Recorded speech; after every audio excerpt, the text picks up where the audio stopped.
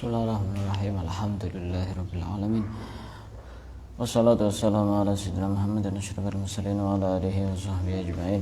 Subhanaka la ilma lana illa ma 'allamtana innaka antal alimul hakim. Wa tub 'alaina innaka antat tawwabur rahim wa taqabbal minna innaka antas samiul alim. Qala rabbi shrah li sadri wa yassir li amri wa hlul 'uqdatam min lisani yafqahu qawli. Nawaitu ta'alluma wa ta'allima li fadada wal istifada wa tamassuka ala kitabillah wa sunnati rasulih. والدعاء إلى الهدى والدلالة على الخير ابتغاء مرضاته وقربه وثوابه سبحانه وتعالى. قال المصنف رحمه الله تعالى ونفعنا به وبعلومه وأمدنا بأسراره في الدارين آمين. Akan kita lanjutkan kajian kita pada kesempatan kali ini. Hari Sabtu mestinya kita membaca kitab Safinatun Najah, tapi karena sebentar lagi kita memasuki tanggal 10 Muharram atau hari Asyura, maka akan saya jelaskan sedikit tentang hal-hal yang berkaitan dengan hari Asyura. Hari Asyura itu adalah hari yang sangat mulia. Asyura itu berasal dari kata asyrah. Apa asyrah artinya? 10. Asyura itu tanggal 10 Muharram. Kalau tahun ini 10 Muharram itu tanggal 8 Agustus hari Senin. Tanggal 8 Agustus hari Senin. Berarti Tasu'anya tanggal 9 Muharramnya hari Ahad, hari Minggu tanggal 7 Agustus 2022. Nah, apa yang bisa kita lakukan pada hari Asyura? Ada banyak hal yang bisa kita lakukan pada hari Asyura. Tapi di antara hal-hal yang bisa kita lakukan secara dalil hanya ada 2 amalan yang ada dalil sahihnya. Yang lain ada yang dalilnya itu dhaif, hadisnya lemah, ada yang maudhu bahkan. Apa yang paling penting pada hari Asyura? Pertama adalah puasa. Sunnah untuk berpuasa pada hari Asyura. Dalam sebuah hadis sahih yang diriwayatkan oleh Imam Muslim, Rasulullah bersabda, "Siyamu yaumi Arafah ahtasibu 'alallahi ayyukaffira sanata allati qablahu wa sanata allati ba'dahu." Puasa pada hari Arafah itu aku berharap kepada Allah agar diampuni dosa-dosa setahun yang berlalu dan setahun yang akan datang. Itu kalau puasa Arafah. Wa siyamu yaumi Asyura ahtasibu 'alallahi ayyukaffira sanata allati qablahu. Sedangkan puasa Asyura itu kata Rasulullah bisa menghapus dosa setahun yang berlalu. Dan pastinya kita semuanya punya dosa. Setahun itu banyak dosanya. Bagaimana caranya agar dosa kita diampuni oleh Allah? Salah satu caranya kita berpuasa pada hari Asyura. Kenapa dalam hadis tersebut kok berbeda antara pahala puasa Arafah dan pahala puasa Asyura? Karena puasa Arafah itu memang puasa yang khusus untuk umatnya Nabi Muhammad, umat Rasulullah. Sedangkan puasa Asyura itu awal mulanya adalah dulu yang berpuasa adalah umatnya Nabi Musa. Karena pada hari Asyura itu Nabi Musa diselamatkan oleh Allah dari kejaran Fir'aun. Sehingga puasa Arafah ini jauh lebih besar pahalanya. Yang kedua, yang bisa kita lakukan pada hari Asyura adalah at-tausi'ah 'alal iyal. At-tausi'ah 'alal iyal itu melebihkan nafkah kepada keluarga, mengistimewakan keluarga. Ini penting bagi yang sudah berkeluarga. Di sini ada yang sudah berkeluarga? Belum ada. Ya, berkeluarga dalam bayangan. Ya, jangan ngomong susah. Nanti takut disusahkan bener kapok. At-tausi'ah 'alal iyal. At-tausi'ah 'alal iyal itu mengistimewakan keluarga dari segi makanan, minuman, pakaian, pokoknya nyenengkan keluarga lah. Contohnya begini. Misal tiap harinya itu menu-menunya biasa-biasa saja, menu tahu tempe misalkan, ikan asin. Pada hari Asyura itu ya agak sedikit berbeda, mungkin kasih sate, gulai, soto, rawon, apalagi rendang, semuanya dalam bentuk mie instan. Ya enggak, pokoknya sesuai dengan kemampuan masing-masing. Pokoknya berbeda lah dengan hari-hari biasa. Kalau bisa itu berbeda dengan hari-hari biasa. Misalkan istrinya tidak pernah dikasih uang, ya tiba-tiba kasih uang itu 1 juta, tidak apa-apa. Kasih kejutan, kasih uang 1 juta, kasih uang 1 miliar. Ya semua itu sesuai dengan kemampuan masing-masing. Sesuai dengan kemampuan masing-masing.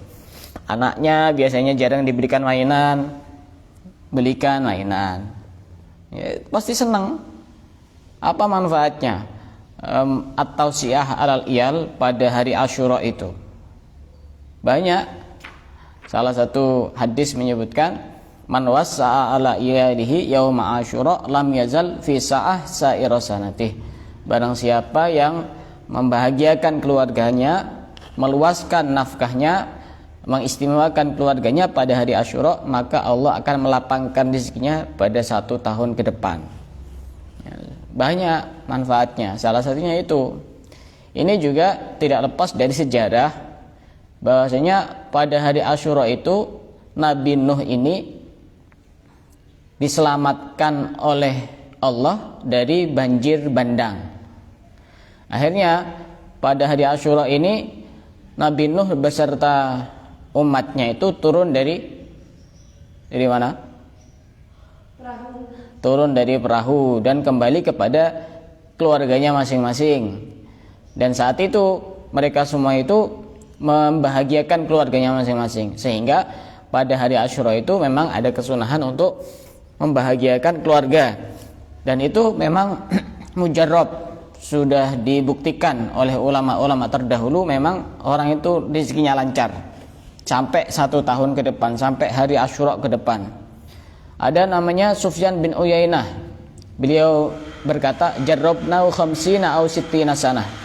Aku pernah membuktikan selama 50 sampai 60 tahun dan itu terbukti. Makanya kasih tahu bapaknya, ibunya, papanya, mamanya, abahnya, uminya, minta sangu, minta uang, tidak apa-apa. Ini hari Asyura. Modus. Tidak apa-apa, kasih penjelasan tapi dengan cara yang bagus, jangan kasar-kasar. Itu memang terbukti, seperti itu terbukti. Membahagiakan keluarga itu memang terbukti. Dan saya juga membuktikan. Kalau saya bagaimana? Biasanya kalau saya ya pernah, kalau pas lagi banyak uang ya, pernah tak kasih uang 900. Pernah juga kalau pas hari Asyura itu ya di samping dikasih uang, dibelikan apa yang sekiranya dibutuhkan, misalkan jilbab, sandal atau apa, mainan anak-anak, itu biasanya tak belikan. Tidak usah masak, beli semuanya, pokoknya nyenangkan keluarga. Insya Allah itu. Masa tidak bisa menyempatkan 1 hari itu untuk senang-senang, pokoknya santai-santai gitu lah. Tidur-tiduran, pokoknya seneng-seneng. Nanti makanya beli saja gitu. Kalau ada pesen. Kok ada uangnya itu. Kalau tidak ada uangnya mau apa yang mau dibeli. Nanti ada banyak cerita tentang keistimewaan hari Asyura dengan mengistimewakan keluarga. Nanti akan saya jelaskan. Itu 2 amalan yang ada dalil hadis sahihnya. Kalau amalan-amalan yang lain itu tidak ada dalil hadis sahih, termasuk menyantuni anak yatim. Tidak ada itu dalil hadis sahihnya. Misalnya barang siapa menyantuni anak yatim pada hari Asyura maka akan seperti ini, seperti ini, seperti ini. Tidak ada. Tidak ada dalil hadis sahihnya. Kalau tidak ada bagaimana? Apakah tidak boleh? Ya boleh. Kenapa tidak boleh? Menyantuni anak yatim ini hal yang dilarang apa enggak? Dalam syariat dilarang apa enggak? Enggak. Ya kenapa enggak boleh? Asal tidak dilarang oleh Al-Quran dan As-Sunnah, walaupun tidak ada hadis secara khusus yang menjelaskan menyantuni anak yatim pada hari Asyura, ya tidak masalah. Itu kan juga bagian dari sedekah, sedekah kepada anak yatim. Dan itu pahalanya sangat besar sekali. Nah, itu dua amalan yang ada dalil hadis sahihnya. Jangan sampai gagal paham, saya peringatkan. Amalan itu ada banyak yang bisa kita lakukan pada hari Asyura. Ini. Jangan. Kalau pengen ngomong kepada orang yang agak kritis, ngomong dua saja itu. Puasa dan mengistimewakan keluarga. Yang lain itu dalilnya ada yang dhaif, bahkan ada sebagian yang maudhu itu palsu. Tapi bukan berarti tidak boleh, selama yang dilakukan adalah hal-hal yang tidak bertentangan dengan aturan-aturan syariat. Kenapa tidak? Di samping karena hari Asyura itu adalah hari yang mulia, sehingga di dalamnya dianjurkan untuk melakukan berbagai macam banyak kebaikan. Menyantuni anak yatim kan termasuk juga kebaikan, hal-hal yang diperbolehkan, bukan hal yang tidak diperbolehkan. Ada salah satu ulama besar yang berada di Sudan. Tahu Sudan? Sudan itu mana? Medan. Main kalau Medan Indonesia. Sudan ini masih masuk benua Afrika. Orangnya yang hitam-hitam itu Sudan. Tapi bahasanya pakai bahasa Arab. Tadi malam itu saya mimpi berada di luar negeri, cuma tidak tahu di mana. Berada di luar negeri, tapi tidak tahu ada di mana. Saya lagi belajar, pokoknya belajar selama 2 tahun ke depan. Tidak tahu di mana pokoknya. Tadi malam mimpi di satu daerah di luar negeri pokoknya. Tidak tahu di mana. Apa di Sudan apa di mana tidak tahu saya. Pernah ada salah seorang ulama besar Sudan itu bermimpi bertemu Rasulullah pada hari Asyura. Kemudian di dalam mimpi itu Rasulullah itu berpesan kepada ulama tersebut, barang siapa yang sholat 2 rakaat, setiap rakaatnya setelah membaca Al-Fatihah membaca surat Al-Ikhlas 3 kali, kemudian salam, setelah salam kemudian membaca surat-surat berikut ini. Pertama, surat Toha. Oh, diulang. Konsentrasi ya. Nah, saya ulang. Jadi dulu itu ada salah seorang ulama besar yang ada di Sudan, negara Sudan. Saya juga dulu punya guru dari Sudan, Syekh Izzuddin As-Sudani, yang jadi dosen pembimbing saya waktu skripsi S1. Itu Syekh Izzuddin dari Sudan, asli Sudan. Orangnya hitam-hitam memang, kulit hitam. Ada salah seorang ulama besar di Sudan itu pada hari Asyura, malam Asyura itu bermimpi bertemu Rasulullah, dan di dalam mimpinya itu Rasulullah berpesan, barang siapa yang sholat 2 rakaat pada hari Asyura, pada malam Asyura, sholat 2 rakaat, setiap rakaatnya setelah Fatihah membaca surat Al-Ikhlas 3 kali. Jadi 2 rakaat itu sama bacaannya. Kemudian salam, setelah salam kemudian membaca surat berikut ini. Pertama surat Toha, kedua surat Yasin, ketiga surat Al-Waqiah, keempat surat Al-Mulk, Tabarakalladzi biyadihil mulku wa huwa ala kulli syai'in qadir. Yang kelima Sabbihisma rabbikal a'la, surat Al-A'la. Yang keenam Alam Nashrah, surat Al-Insyirah. Yang ketujuh surat Al-Qadr, inna anzalnahu fi lailatul qadr. Yang kedelapan surat Al-Ikhlas. Yang kesembilan surat Al-Falaq. Yang ke-10 surat An-Nas. Yang ke-11 surat Al-Fatihah. Ada 11 surat. Apa kata Rasulullah? A'tahullahu minal khairi wal barakah ma la yuhsa. Allah akan memberi banyak kebaikan dan keberkahan yang tidak bisa terhitung. sangat banyak sekali. Tapi perlu diingat, jangan sampai menyampaikan bahwa ini adalah hadis Nabi, karena ini bukan hadis Nabi, tapi ini mimpi. Tapi juga perlu diingat bahwasanya mimpi ketemu Rasulullah itu tidak mungkin salah, pasti benar. Kalau mimpi ketemu Rasulullah itu pasti benar. Kalau mimpi selain Rasulullah, misalkan saya ketemu Syekh Abdul Qadir Jailani, bisa jadi beliau, bisa jadi bukan. Tapi kalau mimpi ketemu Rasulullah, pasti beliau. Karena setan tidak bisa menyerupai Rasulullah.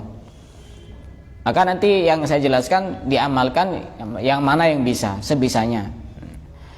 Terus di antara amalan yang bisa kita lakukan pada hari Asyura, ya tadi itu sholat. Kalau sholatnya jangan sholat Asyura karena tidak ada syariatnya.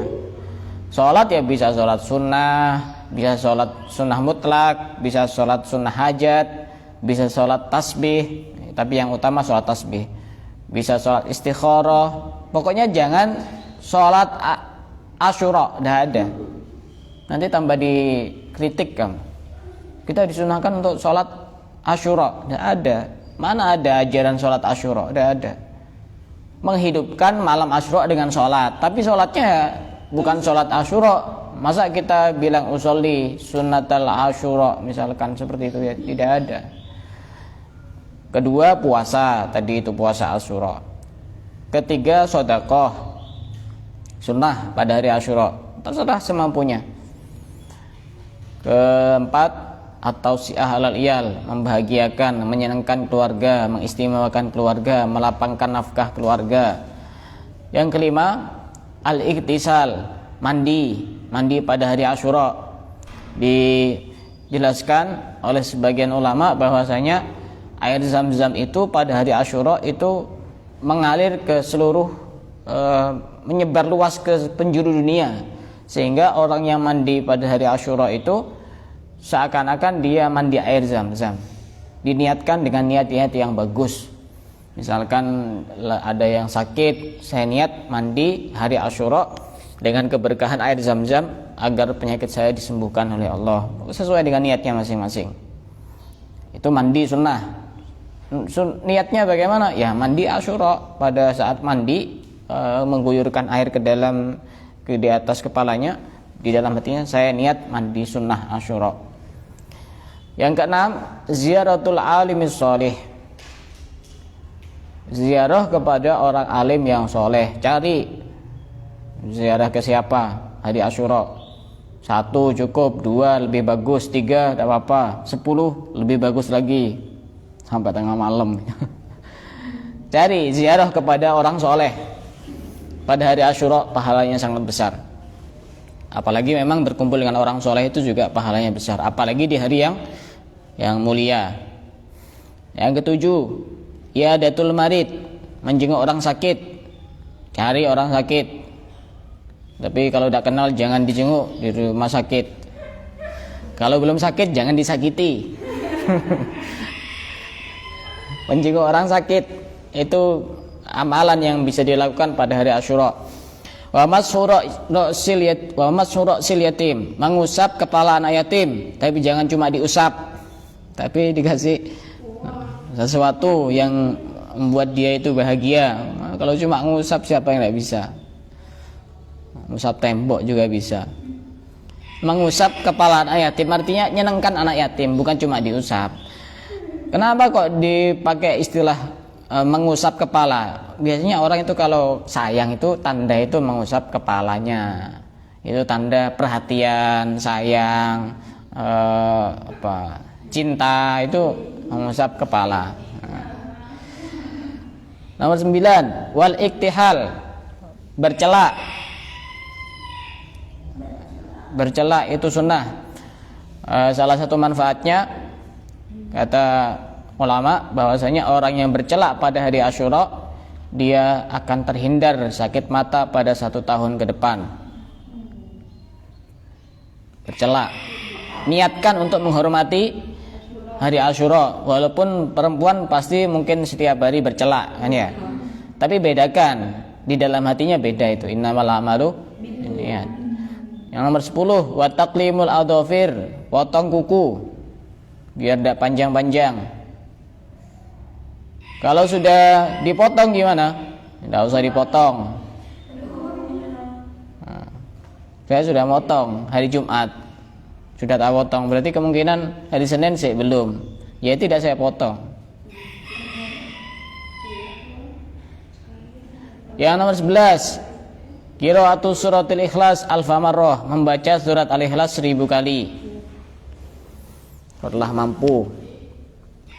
Kata Sayyidina Ali bin Abi Thalib karramallahu wajhah, man qara'a fi yaumi Asyura qul huwallahu ahad alfa marrah, barang siapa yang membaca qul huwallahu ahad pada hari Asyura sebanyak 1000 kali, nadhara rahmanu ilaihi, maka Allah akan memandang kepada dia. Wa man nadhara rahmanu ilaihi lam yu'adzibhu abada, dan barang siapa yang dipandang oleh Allah, maka Allah tidak akan menyiksa dia selama-lamanya. Iya, ya sebisanya, bisa itu ya dibaca. Ya. Sebenarnya bisa, cuma kadang malas saja. Bisa, sangat bisa. Yang ke-12, wasilaturrahim, silaturrahim kepada sanak kerabat, saudara, keluarga. Itu kalau perlu amalan-amalan ini ditulis di kertas kecil. Jadi nanti mana yang sudah dilakukan centang, apalagi bisa semuanya, tidak apa-apa. Menyantuni anak yatim itu tidak harus buat acara. Misalkan cari anak yatim satu, alamatnya, kasih uang begitu, atau kasih makanan, kasih berkat, kasih nasi, kasih apa gitu, bagus. Kasih mainan gitu, bagus. Anak yatim itu anak yang ditinggal mati ayahnya sebelum usia balik. Ada pendapat yang mengatakan anak yang ditinggal mati salah satu dari orang tuanya, baik ibunya maupun ayahnya sebelum balik. Kalau setelah balik, ya bukan yatim lagi. Ada yang menambahi amalan juga yang bisa dilakukan pada hari Asyura, cuma yang paling masyhur yang 12 tadi itu amalannya. Tapi ini ada sebagian keterangan yang menambahkan yang bisa dilakukan pada hari Asyura. Pertama, nomor 13 lanjutannya. Yang nomor 13 ini jarang dijelaskan di kitab-kitab, tapi yang 12 rata-rata dijelaskan. Yang 13, as-sulhu bainasna, ini mendamaikan dua orang yang sedang bertikai atau dua kelompok yang sedang bertikai. Wa taftirus shaimin, memberi buka kepada orang-orang yang berpuasa, puasa hari Asyura. Wa ziyaratu ahin fillah, ziarah kepada saudara karena Allah. Wa ikramul walidain wal birru bihima, memuliakan orang tua dan berbuat baik kepada kedua orang tua. Nanti kalau kecepatan bisa dilihat ulang di Facebook maupun YouTube. Wa tasyiul janaiz, dan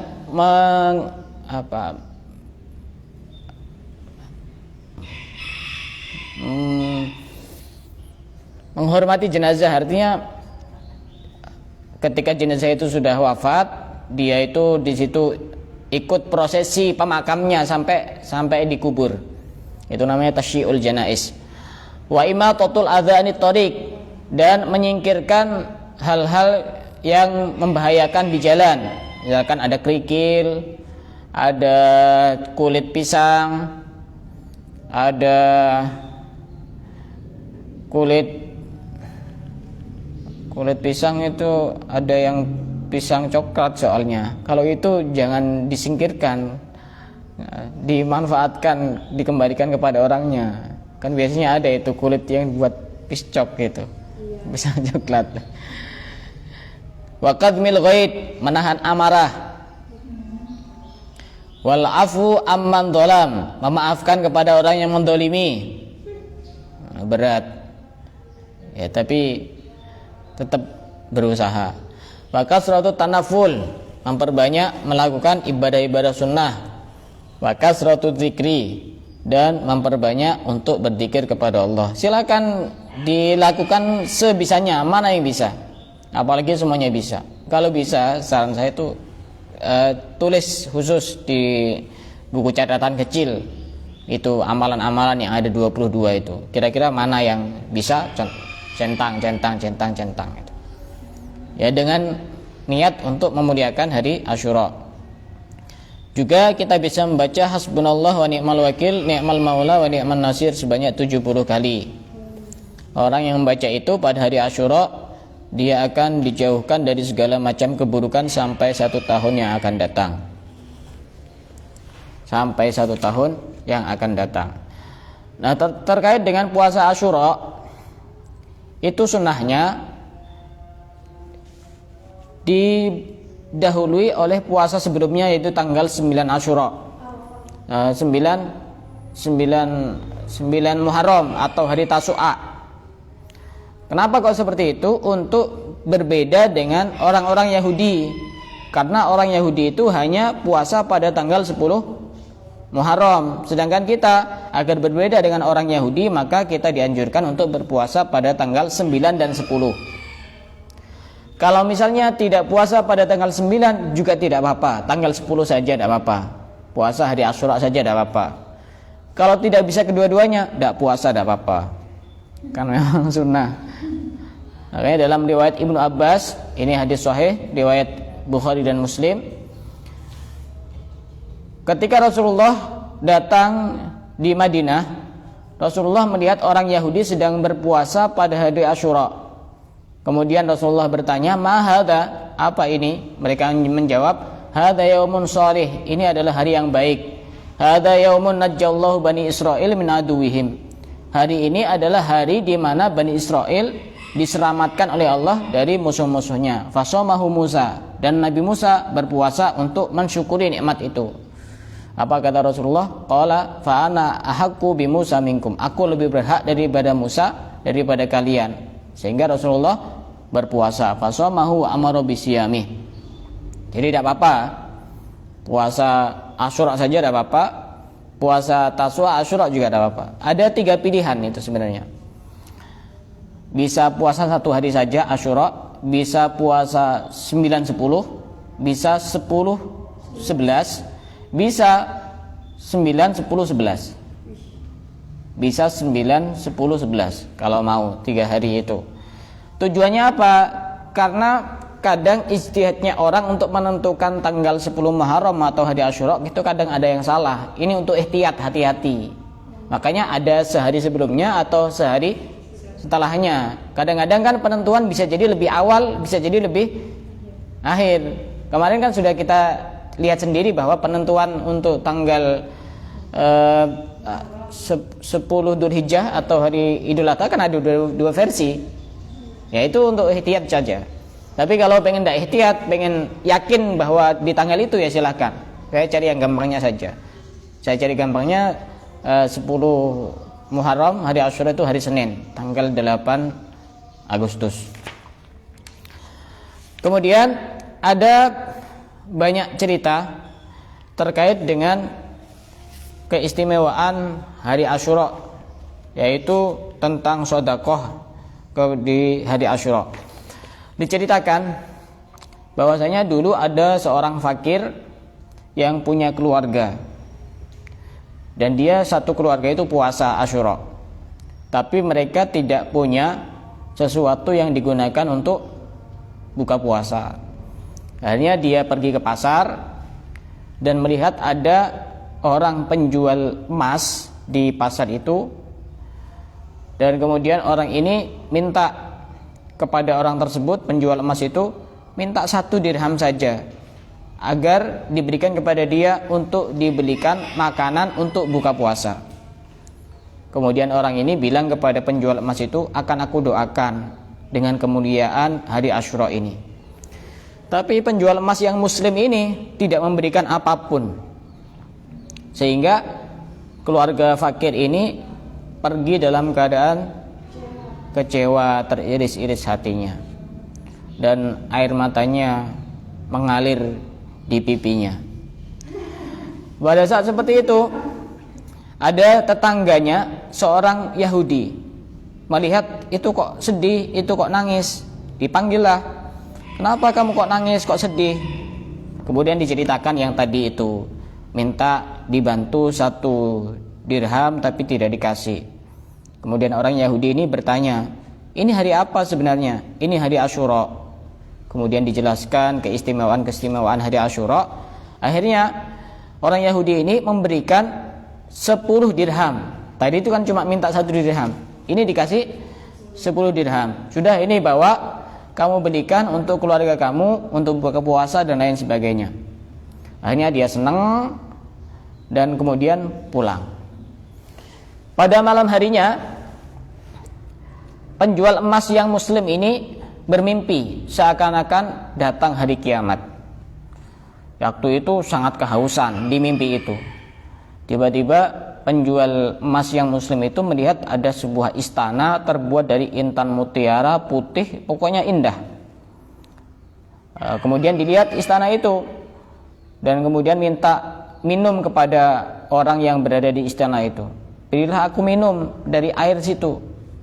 Kemudian orang-orang yang di istana itu bilang, ini adalah istanamu kemarin, kalau kamu tidak menolak permintaan dari orang fakir. Ini sebenarnya istana punya kamu, tapi karena kamu nolak, akhirnya namamu dihapus dari sini dan diganti nama dari tetanggamu yang Yahudi itu yang memberi 10 dirham. Ini dia terbangun kaget. Keesokan harinya dia mendatangi tetangganya yang Yahudi. Kamu ini kan tetanggaku, kamu ini orang yang baik, aku sekarang butuh bantuan kamu. Apa butuhnya?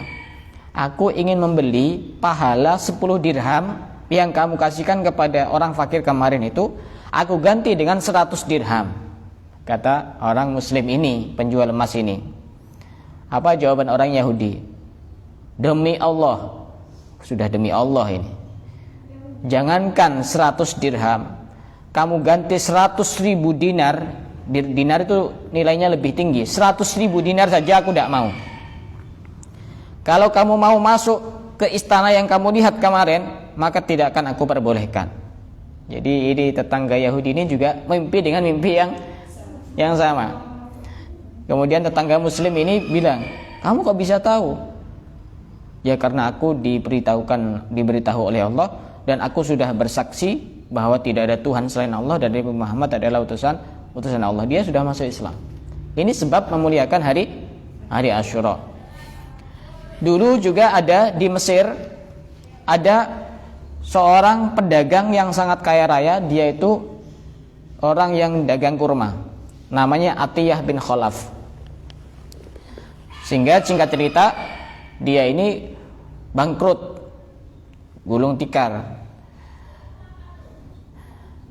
dan tidak punya apa-apa kecuali baju yang digunakan untuk menutupi auratnya.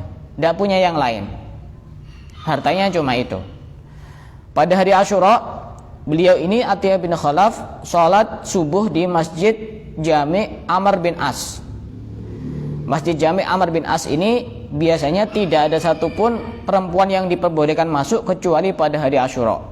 Ini memang kebiasaannya seperti itu. Untuk apa? Untuk berdoa.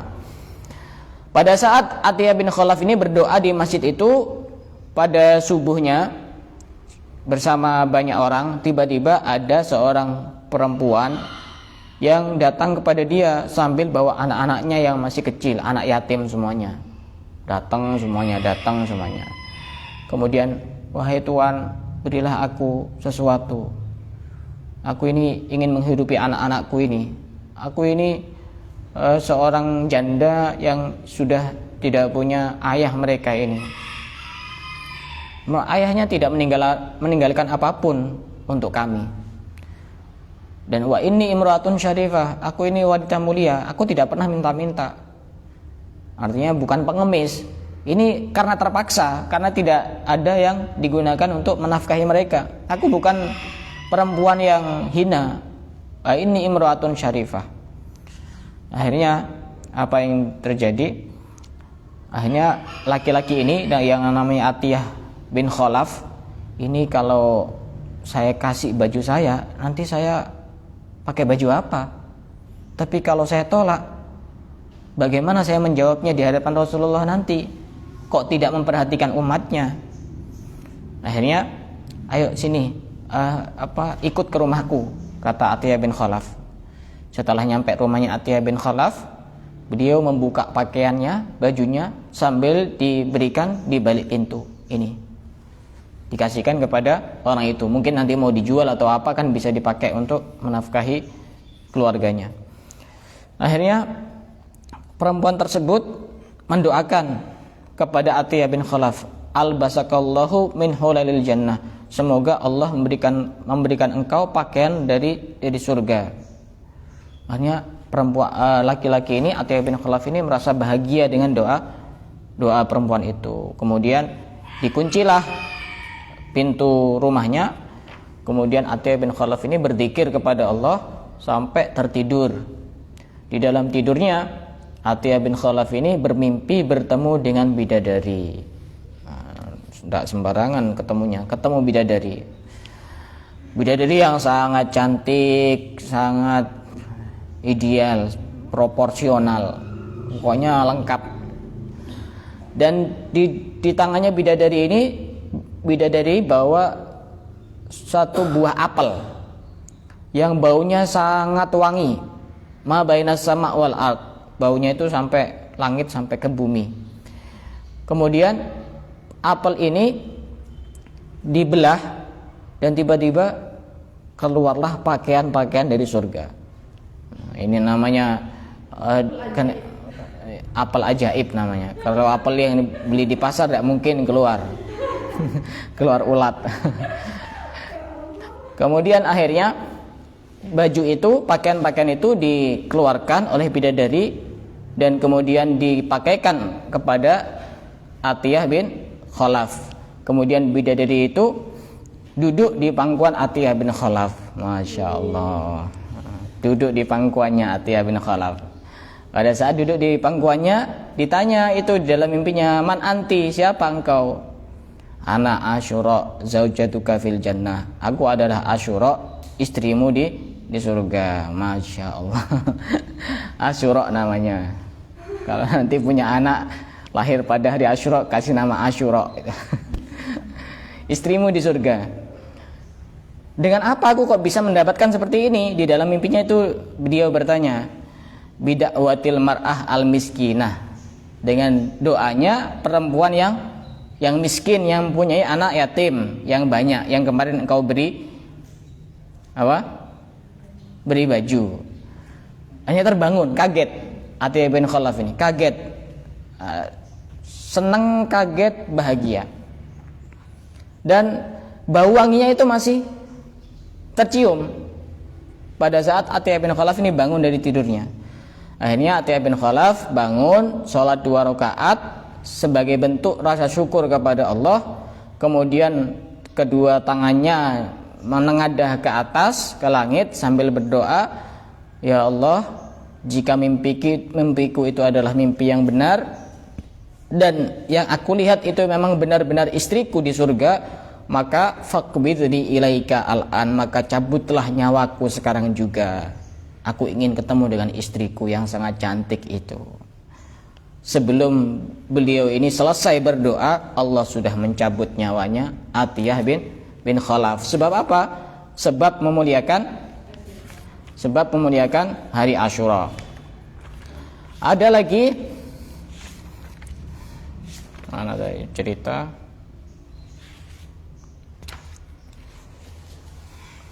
Kok tiba-tiba hilang? Kemudian kejadian-kejadian, ini requestnya Mbak Diana ini. Takut kecewa kalau tidak dijelaskan. Kejadian-kejadian yang terjadi pada hari Asyura itu, salah satu diantaranya adalah Allah menerima taubatnya Nabi Adam. Itu terjadi pada hari Asyura. Nabi Idris diangkat derajatnya oleh Allah pada hari Asyura. Allah menyelamatkan Nabi Nuh dari banjir bandang, dan itu terjadi pada hari Asyura. Allah menyelamatkan Nabi Ibrahim dari api, yang waktu itu Nabi Ibrahim pernah dibakar oleh siapa namanya? Raja Namrud. Itu juga terjadi pada hari Asyura. Allah menurunkan Taurat pada Nabi Musa, juga terjadi pada hari Asyura. Allah mengeluarkan Nabi Allah Yusuf dari penjara. Nabi Yusuf kan pernah di penjara ya. Itu juga terjadi pada hari Asyura. Allah mengembalikan penglihatan Nabi Yakub yang waktu itu merasa sedih kehilangan Nabi Yusuf. Itu juga terjadi pada hari Asyura. Allah mengeluarkan Nabi Yunus dari perut ikan, itu juga terjadi pada hari Asyura. 10 Asyura ya, Asyura, hari Asyura. Kemudian Allah juga mengampuni Nabi Allah Daud, itu juga terjadi pada hari Asyura. Allah memberikan kerajaan kepada Nabi Sulaiman, itu juga terjadi pada hari Asyura. Allah menyelamatkan Nabi Allah Musa, terjadinya laut yang terbelah itu juga terjadi pada hari Asyura. Dan Allah mengampuni dosa Rasulullah, ghufirallahu ma taqaddama min dambihi wa ma ta'akhkhar, itu juga terjadi pada hari Asyura. Jadi hari Asyura itu terjadi peristiwa-peristiwa yang begitu sangat dahsyat, yang begitu sangat bersejarah, sehingga hari Asyura ini menjadi hari yang sangat mulia, hari yang sangat istimewa, sehingga orang yang menghidupkan dan memuliakan hari Asyura, maka dia akan dijadikan oleh Allah menjadi orang yang mulia. Sehingga tidak ada ruginya kalau kita ini memuliakan hari Asyura.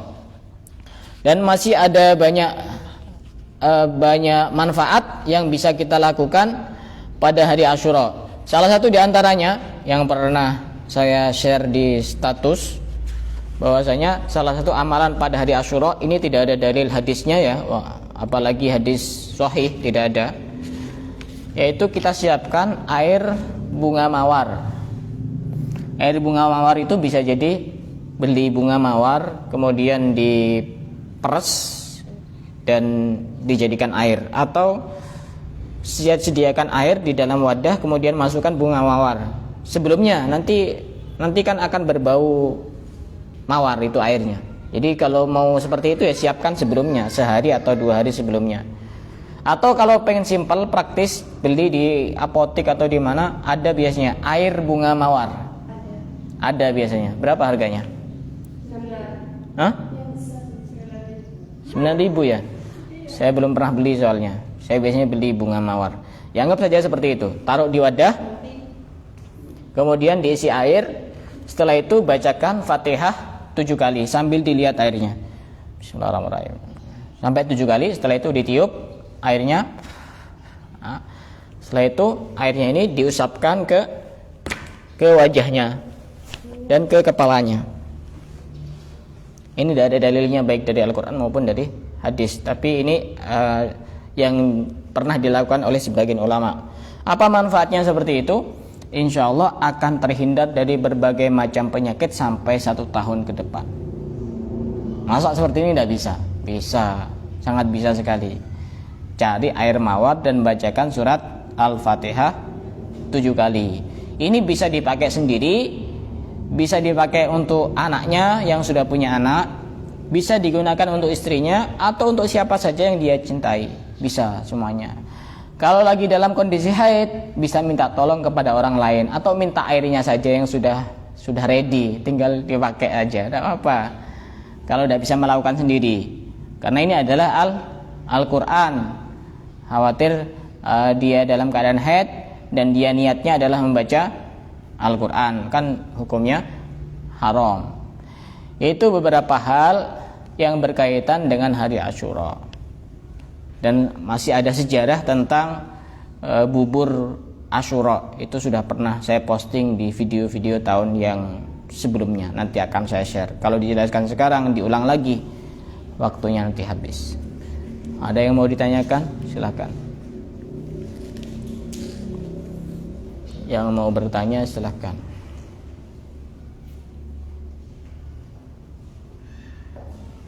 Tidak ada?